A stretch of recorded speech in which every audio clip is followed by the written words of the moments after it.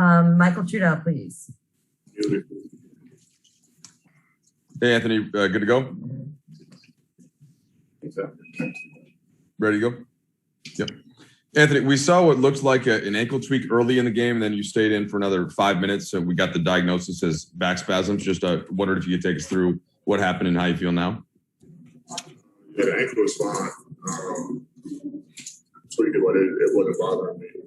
The back locked up pretty bad, so that's it. Couldn't really move. Feels a little better now, and see how it is tomorrow. So test it out when you wake up and you kind of determine your status for the Portland game tomorrow? Yeah, I mean, I should be good to go tomorrow based on how it's feeling now. But, yeah, I mean, still wake up and test it out. But my plan is to go tomorrow. Anthony, probably tough to take too much from this game considering you left. Obviously, no LeBron, no Dennis, no THT. Where would you put the state of the team right now as you guys are still fighting through all these injuries at this point of the season? Been worked on, so I didn't really see much of the second half. But I think, I know the spirit in the locker room is still high. I mean, guys came in after the game and said, put it behind us. We got nothing to fall.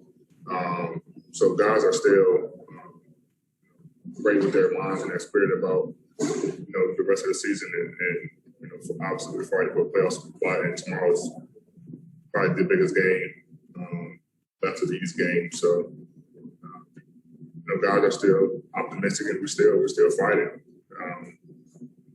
And guys' spirits are still high. Okay, Dave McMenamin, please. AD, considering you just called tomorrow's game the biggest game, will that factor into your decision making as you evaluate the back tomorrow, even if it doesn't maybe feel 100%? Would you feel compelled because of the circumstances of the game to give it a go? Yeah, I mean, we do have a day off the next day. So I'm still to get work done there, but that's for sure, I think. Add a little juice to playing tomorrow. Okay, Dan Woike, please. Yeah, on the play that at the very beginning when you it seemed like you kind of like hit the scorer's table. Is that what happened on that play? And like your foot kind of went out from underneath you? And then was there a play or anything that kind of caused the back to lock up? Yeah, I mean, I think I said it before the game too. I said that the scorer's table looked like it was really close to the court. And then, I ended up stepping on the scorer's table and kind of tweaked the ankle a little bit, but the ankle was fine. I have no problem. The ankle kind of caught it before it turned all the way.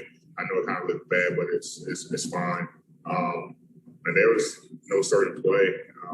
During the timeouts, the first time out, the second time out, I kind of just, felt it, locking up more and more and more.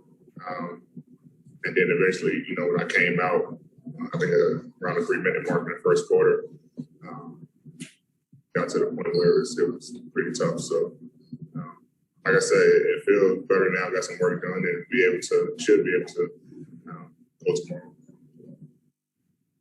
Okay, Kyle Goon, please.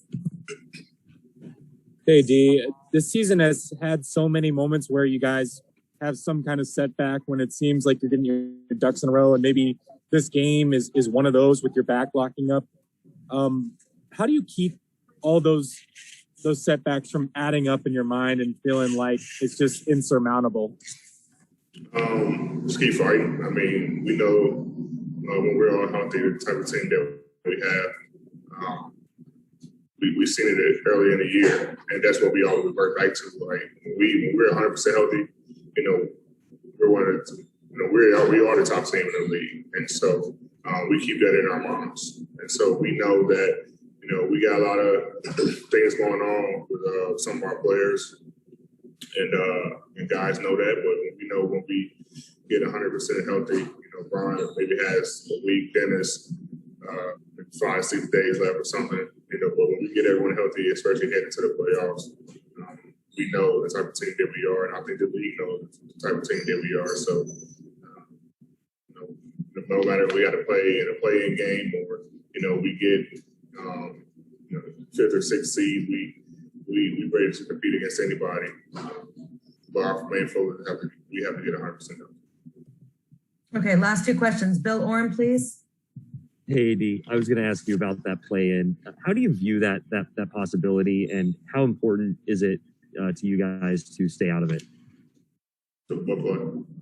Oh, sorry, the play-in round, yeah, whatever it is. I mean, we don't look at it as something bad. We need a lot of games. We need games to get back accustomed to each other anyway. So, I mean, if it happens that way, it happens that way. Obviously we don't want to go that route, but if it happens, it happens. We're going to win games in the play-in and then get ready for whoever we play,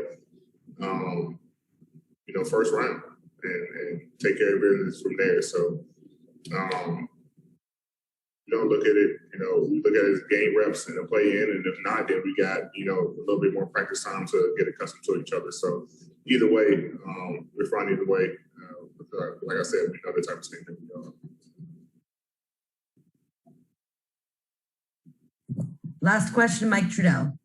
Hey, Anthony, you, of course, weren't on the court for very long tonight, but just wondering, without LeBron, Schroeder, and THT, what do you think is it going to be a key tomorrow, given what the lineup is and kind of that lack of playmaking? How can you guys try to continue to get good shots? Our defense. I got to go back and look at the tape for tonight.